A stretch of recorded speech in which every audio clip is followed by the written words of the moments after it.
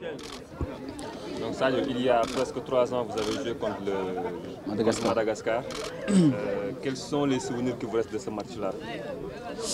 Bon, je me rappelle, ça fait 3 ans, bien avenu. Ça a été un match difficile. Je me rappelle, on a été mené 2-0 en premier mi-temps.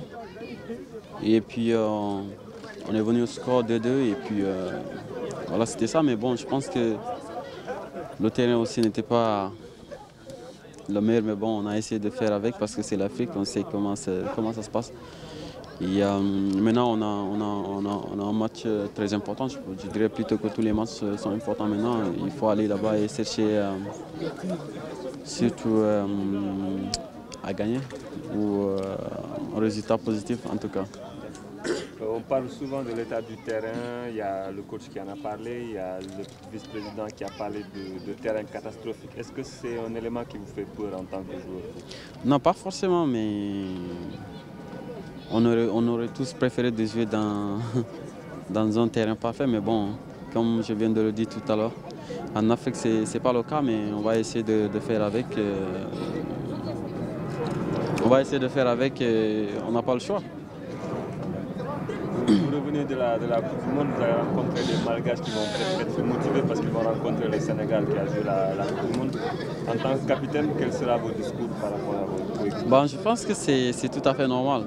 Après, il faut pas surtout se focaliser de ça. On va essayer d'être concentré du début jusqu'à la fin et essayer de donner le meilleur de nous-mêmes, surtout. Et pour pouvoir les battre, surtout. Je pense que jouer une équipe, surtout une équipe comme ça, et je dirais personnellement, moi, avec tout le respect, je ne connais pas ces joueurs, mais bon, je les respecte au fond, je les respecte tous et on les respecte ensemble, donc on va essayer d'aller là-bas et, comme je l'ai dit, faire le maximum pour pouvoir gagner là-bas. Ce match à Madagascar, ça ressemble un peu à un match piège quand même, sachant que vous sortez du mondial, que vous êtes les favoris à la fois dans le groupe de qualification mais aussi à la CAN.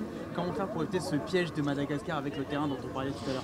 Bon, je pense qu'on a une fois joué avec cette équipe, on les connaît bien, je pense qu'on sait comment ils jouent. Maintenant, on ne va pas être surpris, on va essayer de jouer notre football comme on a l'habitude de faire, surtout de ne pas se concentrer d'eux et pour pouvoir gagner, donc c'est ça.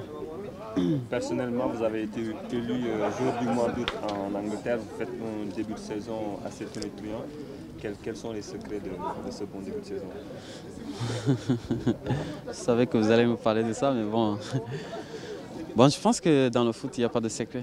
Comme je l'ai toujours dit, c'est juste le travail. C'est ce que j'essaie de faire tous les jours.